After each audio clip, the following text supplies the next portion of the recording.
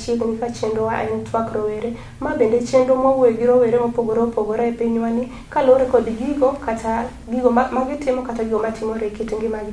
Omiyo odiochieng' ma kawuono wan kod wendo e studio, abiro miye thuolo mar wacho nyinge, gigo motimo kaachiel kod kumoaye. Arwakoni machiegni, nyis joma ne nyisani nyingi, gigo mitimo kaachiel kod kumiaye. Erokamano ne jowinjo kaachiel kod joneno mag Lolwe TV. Nyinga iluonga Nathaniel Odongo. Nathaniel Odongo an wuod Karachuonyo, Central Ward, kumoro ni Kitale Village. Nyaka sani antiere mbalariany mar Masinde Muliro University kasomo dil gi maundu makata iluongo gi dho ngere ni criminology. En morna kabedo koduka, kendo gima timo sani maduong' en ni adil kod nyithindo miluongo ni street children kata nyithindo mowuok e gwengegi kochopo e town maonge kuma ginyalo jote. Erokamano. Erokamano, arwaki kendo ni machiegni ka jata chenro mari en an Pauline Oyudo. Nathaniel Odongo Owino. Yes. Inyisowa ni isomo Masinde Muliro University, ine ikino mar 2. Kamano. Kendo ikonyo nyithindogo, street families. Paro ni nobiro ni nade mar chako konyo street families? Gimokelo paro mar konyo nyithindo mane street mondo donje pacha en ngima magidago. Abedo anyalo understand kata anyalo ng'eyo malong'o kit ngima magikale. Mae mano ne omiyo anene chunya ni mondo abed gi nyithindo gi kanyakla mondo mi akel gi machiegni. Anyalo paro ambe chien higa 2008 ne antiere street mar Kisumu ka. To ng'at ma ok ang'eyo nokawa momiya direction monyisa na dog mondo adhi school. Koro mae kana chope mbalariany to ambe na gombo ni chieng' moro nyathi moro bede piny owach ni an bende naloko ngimane. Kamano. Erokamano Nathaniel Odongo. Ere kaka nikelo chopo e street? Kawuok dala e gweng'wa kuma niluongo ni Kitale Village higa 2008 ne ntiere weche matindo mantiere dak e anyuolana. Koro nawuok machopo e street mar Kisumu. Bang' kasechopo e street to nabedo e street kendo nakale ngimano. Koro kaluwore gi pek mane nitie chien emano miya chope e street miluongo ni Kisumu. Ipani pek mane in godo gi ne ok inyal bet gi jonyuol ni piny ma iwach kodgi ma giwinji kaka ng'atno marawera mondo mi udag gi kwe? Gima timore mane timore na kata mapod timore sani en bedo nyathi.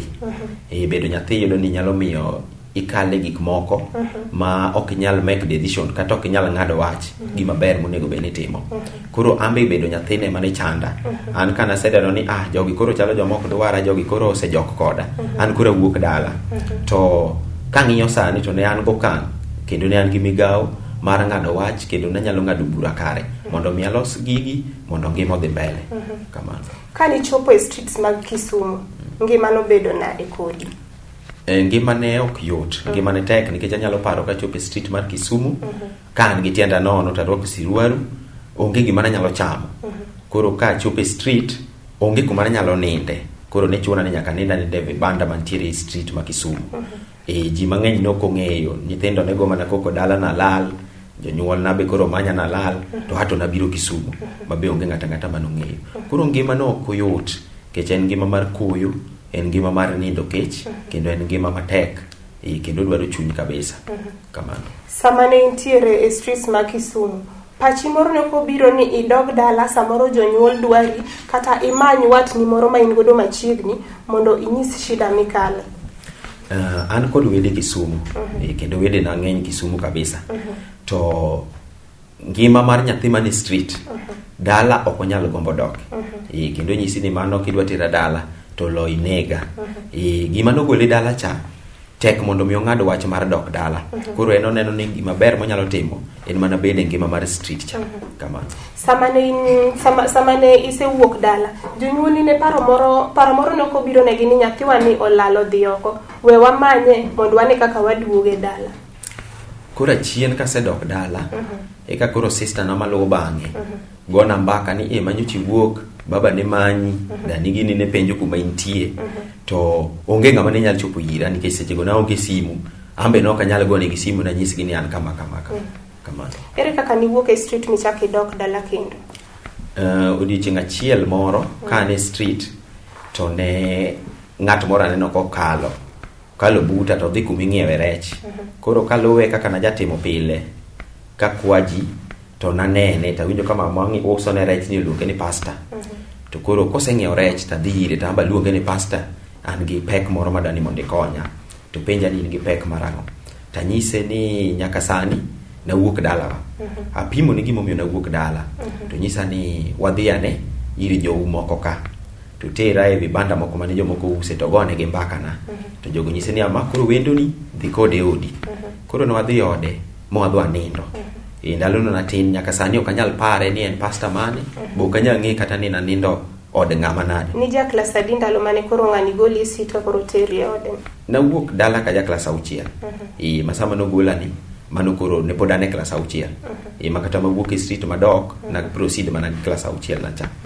Koro ng'ani kano anindo ode to ne omi advice kabisa, omi advice gotieno nyisa ni in adwa ni mondo koro idog dala.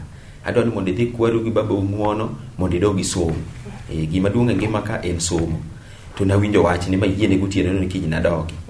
Ng'ani nokawa motera e supermarket ong'iewo na slippers, motera e stage, moketa e gari madhi dala.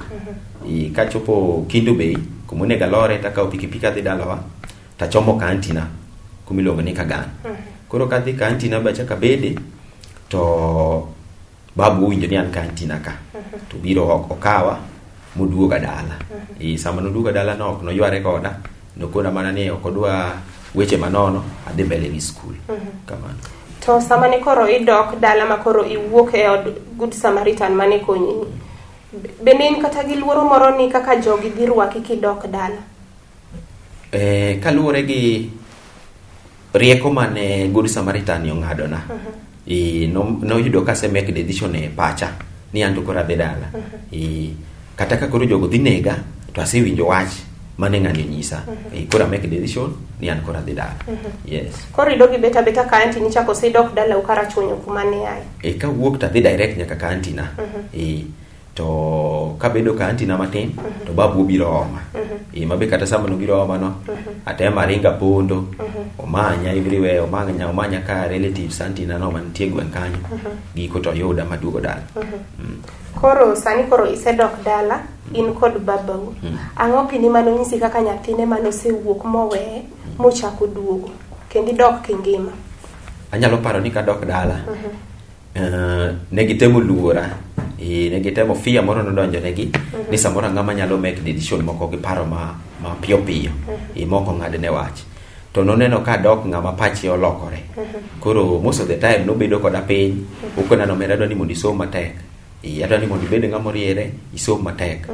An gi step mother, minwa no pass. Koro nosiko encourage ni bed ng'ama oriere kendo luor minu ni. To ngima biro dhi mayot.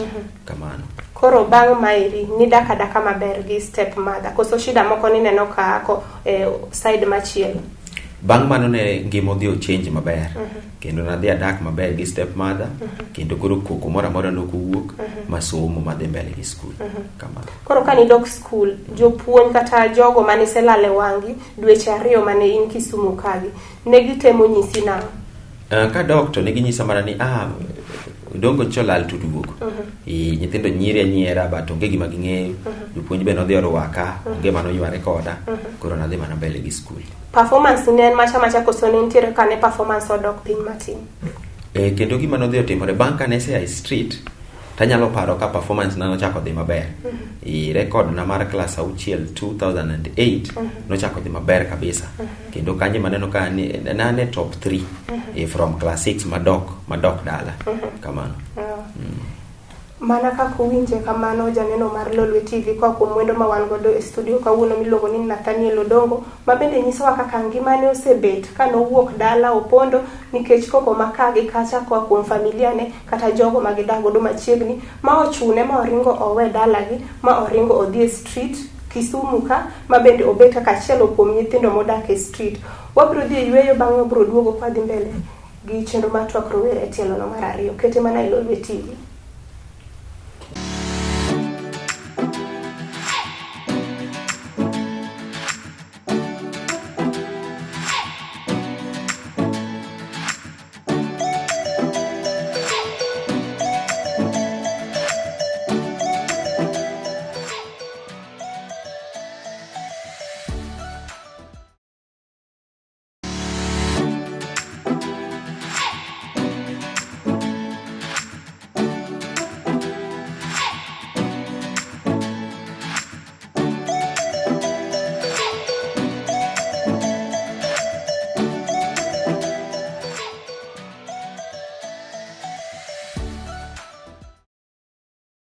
Aroki kendo janeno mar Lolwe TV e telono mar ariyo chenro en twak rowere ka wendo ma kawuono wan godo e studio ne ng'ano ma samoro ne onge machiegni pod TV ne iluongo ni Nathaniel Odongo Owino ma bende nie ikeno mar ariyo e school e university no mar Masinde Muliro ma bende nyiso kaka ngimane osedhi mbele kaka ni nyisa chien kucho Odongo ni nitie kaka ni timo KCPE mi dhi mbele gi somo mi chope form 2 bang form 2 gik moko nochako duogo otimore mi chaki duogo nyaka klas 7 koro daher ni wachak gi kanyo ang'o gini mano timore manyalo goli e form 2 machak duogi e klas 7 erokamano kaka nawacho ni kadok tuo 8 madok dala tadhi maber gi somo tuo 9 ane klas 7 tuo 10 atimo klas 8 kasetimo klas 8 to a join form 1 e school miluongo no Ngalo Secondary School en a neighboring school gi dala kocha koro ka join tabede form 1 tadhi e form 2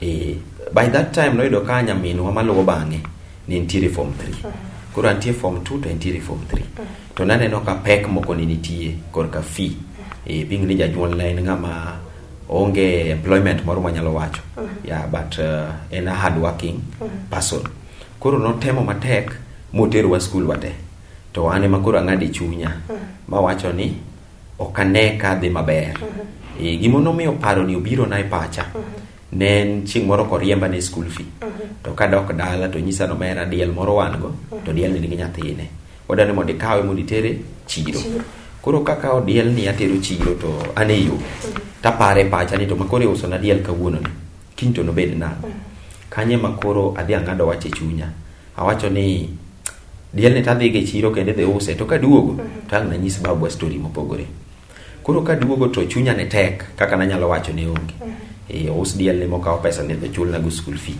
machako dhi school gimoro one week kato aduogo dala chieng' moro godhiambo ne na Thursday teacher on a Thursday abiro manyise ni jaduong' aneno ka somba ok dhi maber kuma ntiere ni weche mag fee baneno ka ni kelo problem koro adwa wuok ka kendo adwa wera gi wach school mar form 2 mantiere to penja ni to midwa we form 2 ni idwa we school chuth takone ni okawe school chuth tadwa dok e primary nobuoge nikech nong'e ni decision no tek mondo ng'ato mek to an na mek madok e the same school mane antiere cha mano 2012 adok e the same school mane antiere cha adhi abedo piny kende klas 7 masumo kamano baka ni sedok school mi bet piny ni somo ere kaka sombi no dhi mbele sombi mar secondary bang' kisetimo koro KCP kendo okang' mar ariyo madok e klas 7 2012 somo matek kendo anyalo paro kana wuok chieng' no gotieno ko wuoyo gi babwa ni kinya dok school to nanyise ko penja to koro an ma asechako chandora gi chulo ni fee form 1 ma sani koro ichako form 2 ng'ama biro chulo ni school fee to naduoke ni jaduong' adhi temo matek mayud sponsorship mana nyise on that Thursday night ka wawuoyo kode koro nadhi a struggle kabisa ma adhi atimo maber e penjna yani mana lead school kanyo okawa gi jomoko miluongo ni choni giluongore ni Nyashep to tindi luongo ni Kenya Self Help Project gine mane gikawa magitera Oredo Boys masumo koro nodhi na maber mane gichulo na school fee te kama jo sponsors gi mano ka wigere kaka ni yudo ne ntiere kaka koro kasetiko klas 8 to fee koro adwa manyo koro nachako timo application nikech wach ni nyithindo man gi 350 and above nyalo yudo sponsorship koro nachako timo application apply Equity apply KCB nachaka apply Nyashep ni koro good luck na yudo mar jo Nyashep ni kamano koro ma isedok school mitieko mitimo KCSE mikano moluongi e school no mar Masinde Muliro paro mar konyo street family ni kendo nochako biro ni nang' bedo ni mano ngima mane sekalo koro bing ni mano ngima mana kali chien kacha an naelewa to kana adonjo Masinde Muliro adonjo iga 2018 dwe mar 9 to kadonjo to the following year ma in 2019 around dwe mar 3 nachako gimiluongo ni campus politics nadonjo siasa mar school koro ne antiere gi attitude mane luwo banga nyithindo comrades ne luwo banga kabisa koro ka ne amove samoro kwa timo campaigns magwa kata ka wuok e school adhi ot to an gi majority mwanyalo korego street children kane wakalo gi to ne ginenaga. Koro giwinjo ka nyithindo luonga ni jakom to gipenja, koro gichako biro koda machiegni. Koro bing ni an naelewa gi, nachako donjo e tiegi. Kanyo ma koro achako go kodgi mbaka, kendo ne gibiro kendo koro ginyalo nyisa problem gi, ginyalo pimona ni an aja kama. Mae gimomiyo nawuok dala. Koro ne ayudo ka link mara kodgi ne yot, nikech an aelewa life ma gikale, kaachiel gi gik ma gidwaro. Kamano. Koro bedo ni ukonyo street families to in unemployed donge. Ere kaka iyudo gigo ma ikonyo godo nyithindo mogine maonge gi kaka timre. Nachake ma very funny, nachake ma tek kabisa. Anyalo yudo ka wuotho, tarumo gi nyathi moro achiel e yo, takora kode. To en kaka kora kode chadhi kode nyaka ot. Kakamega kuma nadake. To kadhi kode nyaka ot, atedo mwachiem kode. Koro nachaka katime kenda. Anyalo dhi e street, to ka an gi gimoro matin e ofuku taluongo gi to gibede e sako moro, to wachamo kata mana rabolo ma 10 anyiewo negi. Koro with the time osiepena nochako neno gima timoni. Samoro wadhi wago kodgi picha. Koro osiepena ne neno gima timoni to gibiro gipenja ni to Odongo ere kaka itimo gini, tapimo negi ni nyithindo gi nyithindo mabeyo. To ka gi nyithindo mabeyo to nyakwa accept gi community. Kamane kaka koro nachako donjo e tiegi kendo nwachako wuotho kodgi. Koro kane students mamoko neno gima timoni kaber, to gimene gichako kelo tiegi ira. Ginyisa ni next time kidhi e town to wadhi kodi. Koro nwachako dhi kodgi for quite some time. Koro achopo okang' kuma koro aneno ka gini medore, kendo nyithindo gi koro sama dhi irgi to gi expect ni mondo amigi gimoro. To big ni an a student, koro nadhi awuoyo mana gi other students, to waloso group iluongo ni Continue to Give. Wamiyo group wano nying.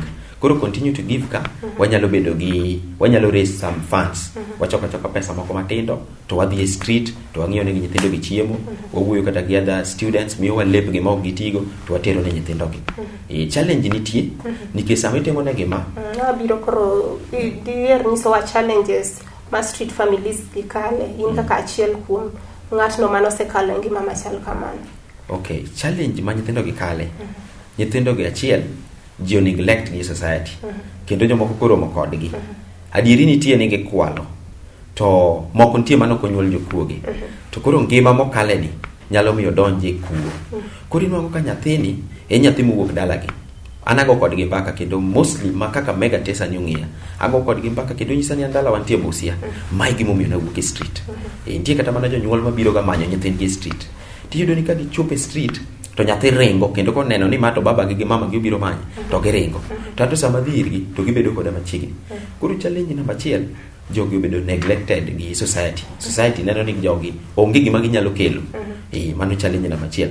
Mar ariyo, nyithindo gi samoro nikech koro gidwaro chiemo, ang' ne chun gi mondo gikwal.